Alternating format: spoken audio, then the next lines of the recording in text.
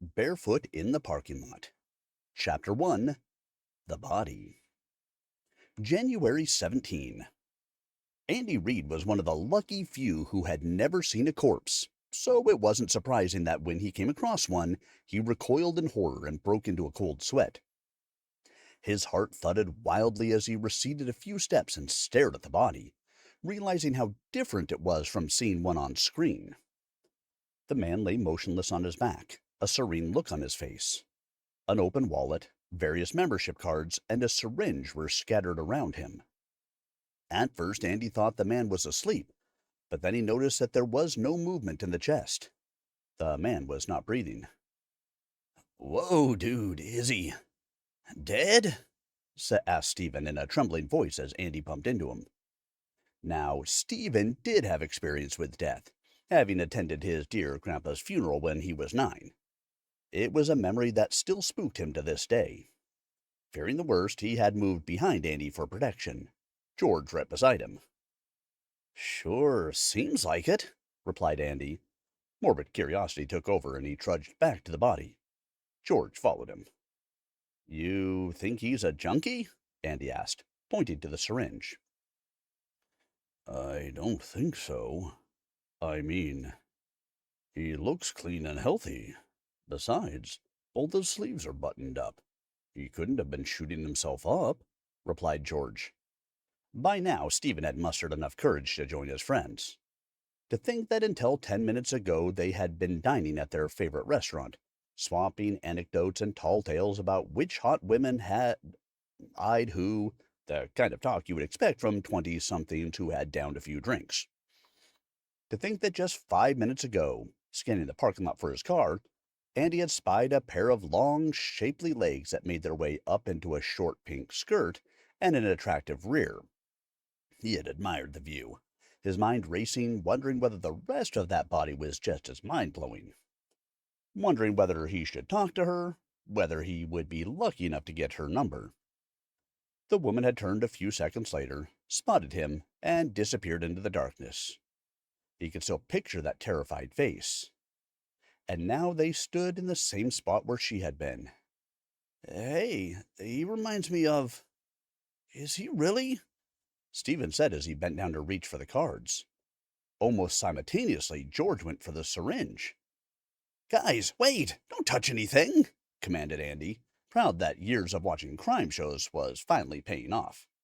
He was well aware they shouldn't be touching anything at a crime scene. "Let's call the cops!" Andy noticed the disappointment in his friends' faces, but was relieved to see that they were in agreement. He dialed 911 and calmly provided all the details. As calmly as he possibly could, considering that his heart was still beating 1,000 times a second. Then they waited patiently in the quiet of the night. No one was in the mood for tales anymore. Maya turned into her driveway, noticing the empty garage as the door opened. That meant her husband, Jay, was not home yet. He routinely worked late, but was usually back by 10 p.m. Tonight he had not responded to her texts and calls. She eased the car into the garage and closed the door behind her. Once in the kitchen, she made one last call to Jay, which went unanswered. A sense of unease was building up inside her.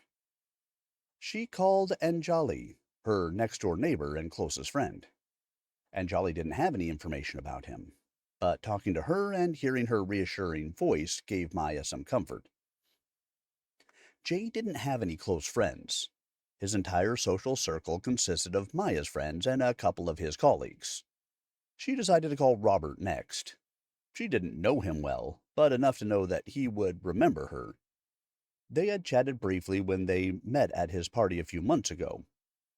It was also because of that shindig that she had his number saved in her phone. She dialed and got to the point after a quick exchange of pleasantries. "Jay is not home yet. Is he with you?" "We were in a meeting earlier, but he left around 7 p.m. I haven't seen him since." "Oh, did he say where he was going?" "No, but he looked really chipper. I assumed he was going home. Don't worry, he'll turn up soon." Maya downed a tall glass of water. It had been a long, tiring day. One of those days that had demanded a lot from her. Now that she was home, she felt the need to wind down. She went to her room to change and get ready for bed. But Jay had still not turned up by the time she was done. Wei Lin. She could ask Wei Lin. But was it too late? She peered out the window at her neighbor's house. The lights were still on. She took the chance, but the call was fruitless. Wei Lin had not seen or heard from him either. Maya plopped on the couch and started browsing Netflix, something to keep her occupied while she waited. It didn't work. She was halfway through an episode of Narcos when she drifted into sleep. A while later, she was awakened by the doorbell. Through the fog of sleep, she stared at the screen for a few seconds before she remembered why she was there. She turned off the television and checked the time. 2 a.m. So late. She took a deep breath to calm her nerves as she got on her feet and walked over to the door. Sunnyvale homicide detective Paul Conley was seated at his desk, trying to wrap up a case report with a giant bag of Doritos open by his side. It was almost 10 p.m. on a Wednesday night, and he was itching to go home. He pictured himself crashing into bed, wrapping himself in the fluffy comforter, and drowning in deep slumber. Little did he know that this blissful picture would remain just that. He would not be getting much sleep tonight. "Still working?" asked his partner, Angela White, as she settled into the chair across from him. "Just wrapping up the Hinckley report," he replied as he reached into the bag for the next handful. Angela's face broke into a mischievous smile. He turned to her and said, "What? I'm hungry," knowing full well why she was smiling. She never missed an opportunity to rib him about his appetite. "Hungry? I saw you scarf down a double cheeseburger and a bunch of fries an hour ago." "Well, work makes me hungry. I need my snack." "Your belly says it all," joked Angela. Paul's gaze moved to his gut, an unwelcome addition to his tall and once lithe body. He had let himself go in the last year, slipping into unhealthy habits. Handling heartbreak was not easy. Unlike him, Angela had maintained herself well. He envied her tall, slender figure, but he knew she had earned it with her healthy lifestyle. "Hey, I thought you Californians weren't into body shaming." "Is that why you left Kansas? Too many jokes about your belly?" Angela continued, referring to his move from Wichita the previous year. Angela's phone rang before he could respond to her jibe. She hung up after a couple of minutes and turned to him. "No rest for the weary, Paul. Homicide, downtown. Gotta go." Paul sighed. Someday he would make it home early and get some sleep. Too bad that day wasn't today. He picked up his jacket and walked out with Angela.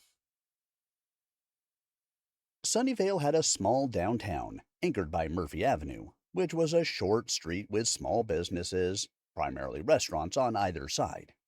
It was a great place to hang out after work and on weekends. It had been a low-key area until a few years ago when the transformation had begun. The street was spruced up and a couple of commercial office buildings, housing and additional retail, had sprung up around the core. They drove past the historic Murphy Avenue sign at the entrance and into the parking lot of the popular restaurant, Shawarma. The body had been found in a dimly lit alley adjacent to the lot. By the time they got there, the yellow crime scene tapes were up, and a few people in the distance were trying to catch a glimpse of the action. Angela spotted a cop standing next to what she assumed was the corpse. She hadn't seen him before. Probably one of the new recruits. Shauna from Forensics stood next to him. Before she had a chance to walk over, Angela saw Officer Spencer coming towards her. He was one of the junior cops in the department, one of many that had been hired in recent months to replenish the depleted ranks of Sunnyvale DPS. In spite of those efforts, they were severely understaffed. "Good to see you, John. You in charge here?" she asked. "You bet. As you can see, we sealed it off quick. Only the necessary folks are in here. Who's with Shauna? Oh, that's Ashton. He started earlier this week. Quite an exciting welcome for him. Ah, you his FTO? New recruits were paired with the more experienced officers who played the role of field training officer. Having a junior officer like Spencer performing FTO duties underscored the dire situation with staffing. Yep, lucky me. Sergeant Drake didn't show? Nah, Sarge is swamped. Angela didn't like the sound of that. She had hoped at least one senior, competent officer would have made it to the scene. I see. Who found the body? A group of 3 guys. They were returning from dinner at a nearby restaurant when they spotted him. Where are they now? There. John pointed towards an area outside the yellow tape. Angela could see them leaning against a car, all of them glued to their phones.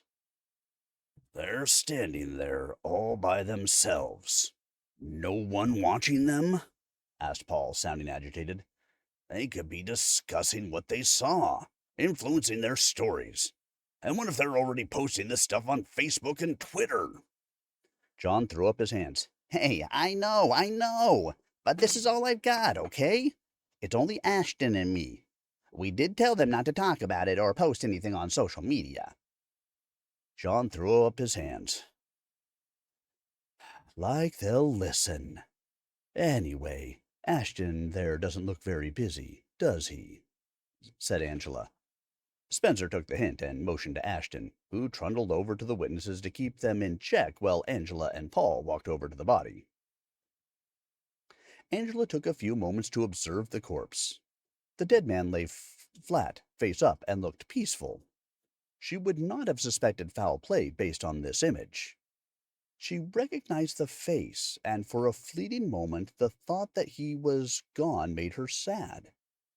Her gaze moved from his face to the full-sleeved button-down shirt and jeans he was wearing. She noticed some stains on his shirt, but nothing that indicated blood. She couldn't see any sign of a blow to the body either. In fact, the only thing that jumped out to her at all was his bare feet. Now, why would someone like him be barefoot outdoors on such a cold evening? She wondered. She moved on to the syringe that lay next to his head. It seemed empty. Next to it was an open wallet with his driver's license on top. The license confirmed her initial observation. It was Jay Sharma, the CEO of Intelligent Systems. Shauna turned to Angela and said, You can't tell from his face, but it was not a good way to die. What happened? You see that syringe, right? I found a corresponding puncture wound on the back of his neck. In addition to that, he has scars on the front which indicate he was tasered. You will see those if you move his collar. So, he was first zapped with a taser and then injected with something? I can't tell yet which one came first, but the injection alone didn't kill him. He must have thrown up in reaction to whatever was administered. Then came the pulmonary aspiration. Since he was incapacitated, he couldn't do much when he puked, and it choked on his vomit. You will see it if you open his mouth. Is that why his shirt has some stains? It's from the vomit? Yes, and someone went to a lot of trouble to wipe it off his face and neck. All that remains are the stains. We will know more after the autopsy. Plus, we will be examining the contents of the syringe. There's not much in there, but I expect it should be enough to tell us what it is. Any prints on the syringe? There are a few. We will check on those. And the wallet and license, too. No signs of a struggle? No, I didn't find any defensive wounds, and his fingernails are clean. But as always, I can only confirm it after the autopsy. Sure. Any idea why his feet are bare? Quite likely someone stole his footwear. Odd. It's been known to happen, especially if he was wearing something expensive. But the socks, too? Maybe he wasn't wearing any. Maybe, said Angela, not quite convinced. Angela and Paul put on gloves and booties. Since it was dark, they knew they would have to come back the next morning for a more thorough inspection, but they wanted to get a head start with a preliminary scan. Angela started inspecting the body, while Paul left to conduct a meticulous search of the area. She began with the feet, which, not surprisingly, were cold. They were also clean, indicating that he had not walked around barefoot. It seemed like someone took his footwear after he was dead. Next, she moved his shirt collar and found the taser scars Shauna had mentioned. She continued with the front and then the rear of the body. A short while later, she was done with the inspection. Her findings aligned with what Shauna had reported. Meanwhile, Paul had combed the area. It was difficult to tell what was relevant to the crime, since it was a well-traveled section, but anyone could have dropped something at any time. But he played it safe. He found a gold lapel pin that said Purdue. He bagged it. That was all he had to show for his efforts. Once the search was complete, Angela joined him. "Find anything?" he asked. Just this. He showed her a clear evidence bag with his shiny find in it. She took a closer look. It's a label from Purdue University. Gold. Found it 2 feet away from him, He said, indicating the corpse with his head. "You think our killer might have dropped it?" Possible. Or it could be his, replied Paul, jerking his head towards Jay again. "You know, I didn't find any keys on him. No car keys, no house keys, no cell phone either." The killer took those too? "Sure looks like it." Should we talk to the Three Musketeers now? All the businesses around are closed. Canvassing will have to wait until tomorrow. "Yes, let's do that. We should fingerprint them too." You think they had something to do with it? "Probably not, but we should cover all possibilities." Angela walked over with Paul to the guys who had found the body. Ashton was still watching over them dutifully. The witnesses nodded in agreement as she explained that they would be questioned and fingerprinted at the station. She hadn't expected it to be so easy. In the meantime, Paul instructed Ashton to maintain the crime scene until further notice. While Angela would have preferred to keep the witnesses separate, she didn't have enough resources to do so. Besides, she figured they wouldn't be able to say anything in the back seat of the car without the detectives hearing it. Angela and Paul drove off, with the guys huddled together in the rear. 10 minutes later, they were back at the station. Angela recruited Officer Patrick to watch the witnesses and get them through fingerprinting. "Which one of you made the call?" she asked. Andy raised his hand. She and Paul walked him over to an interrogation room. Once settled in, she asked him to explain the events. He began by telling them how they had stumbled upon the body. Angela's ears perked up at the mention of the woman. "This woman, what did she look like?" "It all happened so fast. I didn't get much of a look. All I remember is she was wearing a short skirt. Pink. Nice legs. And ass," replied Andy, a smile reaching his lips as he savored the memory. She had an urge to knock some sense into the guy. Here she was interviewing him for a murder investigation, and all he could do was talk dirty. Typical male. "What about her face? Hair? Did you get a look? Something we can use to identify her," she continued, keeping her annoyance in check. Not really. Like I said, it all happened so fast. One moment she was there, and then she was gone." "So, you had time to admire her legs and her ass, but you didn't see her face." "Hey, hey! It's not like I'm some pervert, okay? She had her back to us, so that's all I could see. She only turned for an instant before she ran away." "Think harder. Try to remember. Any little information could be useful," Angela urged him. Andy thought for a few seconds, then replied, "Well, I think she was blonde, shoulder-length hair, and she was white. Quite tall, guessing around 6 feet." "That's good. Anything else?" Yeah, she was wearing a jacket. I think it was red. And she looked scared. That's all I remember. Not surprising she was frightened. Caught in the act. Which way did she run? Through the alley, away from the parking lot. I see. Do you have any connections with Purdue University? No. Why do you ask? Never mind. Thanks, Andy. Those are all the questions we have for you at this time. We have your contact information and may talk to you again if needed. Please don't discuss this with anyone else or it could hinder our investigation. Here's my card. Call me if you remember anything else. Paul walked him back to Officer Patrick and returned with Stephen. Angela interviewed him, and then George after that. Unlike Andy, who seemed quite confident, they were nervous. It was something she often saw with people who hadn't directly encountered law enforcement before. Stephen and George hadn't seen much. By the time they had looked, the woman was gone. They had described their experience with the body, but it was nothing more than what Andy had told them. They had never been associated with Purdue either. The detectives walked out to the lobby with George. After confirming that all three had been fingerprinted, Angela allowed them to leave. That was promising. We have to find this mystery woman.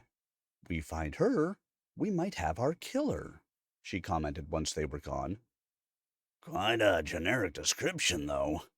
I hope we can find her on some security camera around there, assuming she actually exists. If these guys had anything to do with the murder, they could have made it all up. Right.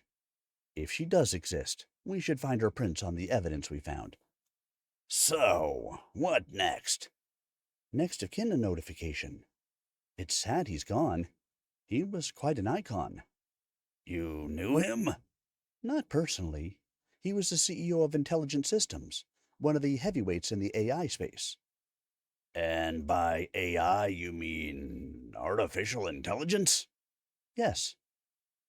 How do you know so much about the tech industry? Angela smiled.